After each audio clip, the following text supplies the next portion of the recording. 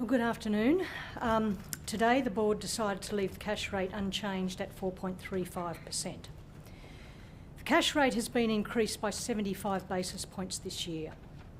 I know that these increases have been tough for households with mortgages who are also facing high inflation, but they were necessary. The Board judges that financial conditions are somewhat restrictive and are helping to slow the economy, which is needed to bring inflation down. That said, inflation remains too high, and the Board remains concerned about the upside risks to the inflation outlook. The domestic economy continues to operate above capacity, and the labour market remains a little tight. Domestic spending and investment have remained resilient, and global activity has been supported by AI-related investment. The ongoing conflict in the Middle East has led to volatility in commodity prices. Oil and most related commodity prices are higher than they were prior to the conflict. Some firms have passed these cost pressures through to the prices of their goods and services, and others are looking to do so. Continuation of the conflict or further escalation could intensify inflationary pressures.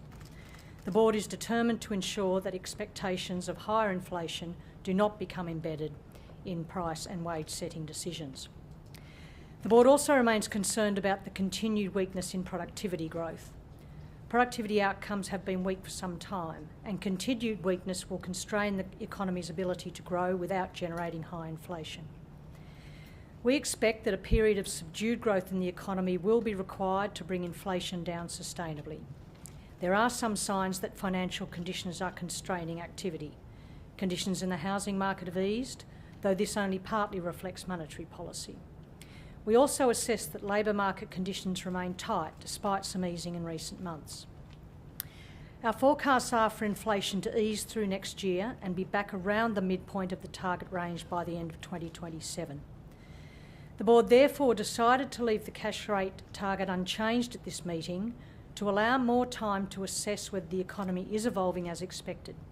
However, the forecasts are uncertain and there are upside risks to inflation. So we will still need to see some further progress before the Board can be confident that we are going to get inflation back to target with current monetary policy settings. The Board will raise interest rates further if that is what is required to bring inflation down in a timely way. The Board will be closely watching for evidence of upside risks to inflation materialising. Now, I understand this is a difficult period for some households. High inflation hurts all Australians, especially the most vulnerable, and that is why bringing inflation down is our priority. Now finally, this meeting was the last for Ian Harper as a member of the Board.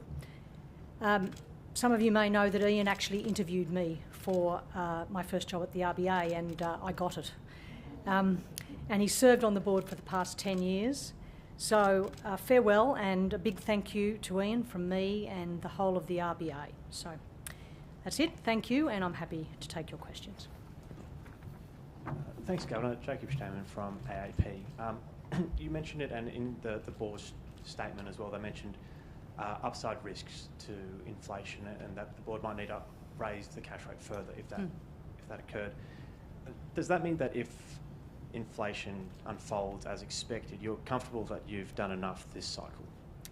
So, again, we'll be looking at the forecasts, and the forecast, as I said, do see inflation coming back down to around about the middle of the band by the end of 2027, but the forecasts are uncertain. So I think the message today is that in waiting, the Board isn't ruling out that there might be a need for further interest rate rises if we look like we're off a path which takes us with inflation remaining above the target for much longer than in the forecasts. So we're not ruling that out, but we're saying we want to get a bit more information to confirm whether or not we still seem to be on that path. Thanks, Governor. Michael Reid from the Australian Financial Review.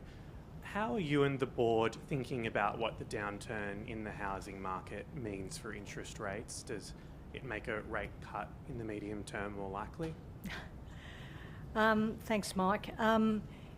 So before I answer that, can I just step back a bit?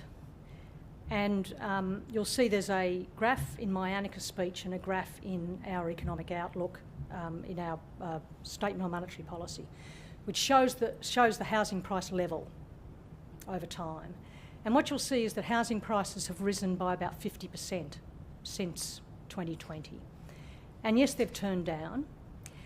And the reason that's of interest to us is, leave aside reasons for it, but monetary policy, one of the ways it works is through housing. It works through basically dwelling price inflation, building dwellings and so on. So it does, and it impacts things like consumption as well. So there's a way in which it impacts the economy.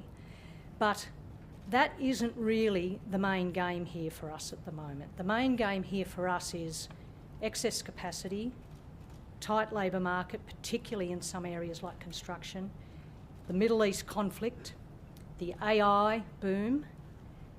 These are all the things that are front of mind in terms of risks, the inflation outlook.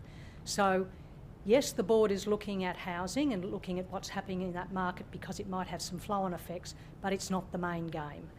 And before anyone asks, no, the board did not discuss an interest rate cut at this meeting. It only discussed a raise and a stay. Thank you.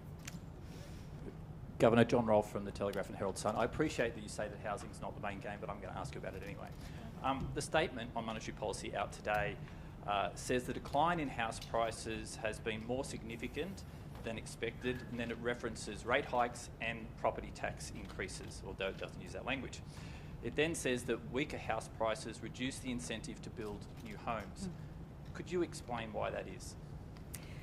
Well, the reason that so basically construction costs are rising, and if established housing prices are falling, then what you can sell new construction for obviously is going to come down as well, and at the same time you've got construction costs rising. We're already hearing, particularly in the high density market, that it wasn't worth building because the cost it took you to build, you couldn't sell for it. So that's the way in which it might constrict housing construction. But these are short-run impacts, John, and you've got to think, I think, medium-term here. Ultimately, what we've got in Australia at the moment is we still have a shortage of supply relative to demand for housing. Ultimately, that is going to resolve somehow in prices. So it will correct. It might necessarily correct in a hurry, but that's the mechanism in which it sort of might flow through in the short run. But ultimately, over a longer period, you will see that the forces of supply and demand deliver price incentives, if you like, to either construct more dwellings or for people to reduce their demand for dwellings. That's the way it will work. Would that come through even lower prices? No, it might come through higher prices, that people are willing to pay more and therefore people are willing to build them.